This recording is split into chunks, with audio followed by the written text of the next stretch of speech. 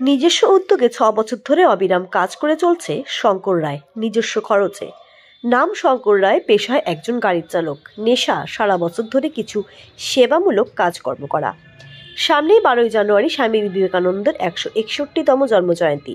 প্রতি বছরের ন্যায় এ বছরও নিজের জমানো টাকার থেকে জন্মদিনের আগে স্বামী বিবেকানন্দর মূর্তি পরিষ্কার এবং নিজের হাতে রং তুলি দিয়ে ফুটিয়ে তোলা হয় কোচবিহার সাগরদিঘির উত্তর পাশে শহীদবাদ মুক্ত মঞ্চের ভেতরে থাকা স্বামীজির মূর্তি থেকে। মানুষ এই মহান গুণী ব্যক্তিদের ভুলে গিয়েছেন, তারা যেন মহান গুণী ব্যক্তিদের না ভুলে যায় সেজন্য কোচবিহারের বিভিন্ন প্রান্তে মূর্তিগুলো জন্মদিন এবং প্রয়াণ দিবসের 2 দিন আগে রং করে থাকে।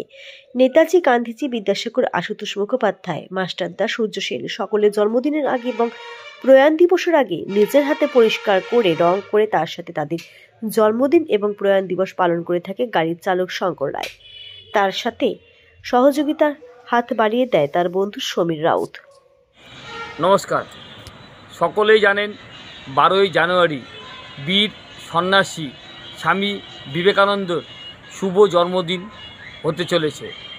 কোচবিহার সাগরদিঘির পার শহীদবাদ মুক্ত মঞ্চের ভিতরে স্বামীজির মূর্তি রয়েছে।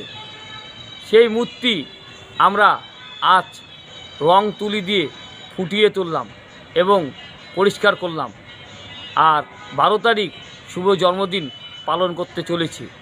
সকলেই এই জন্মদিন পালন করবেন এবং আসবেন, এই আমন্ত্রণ রইল।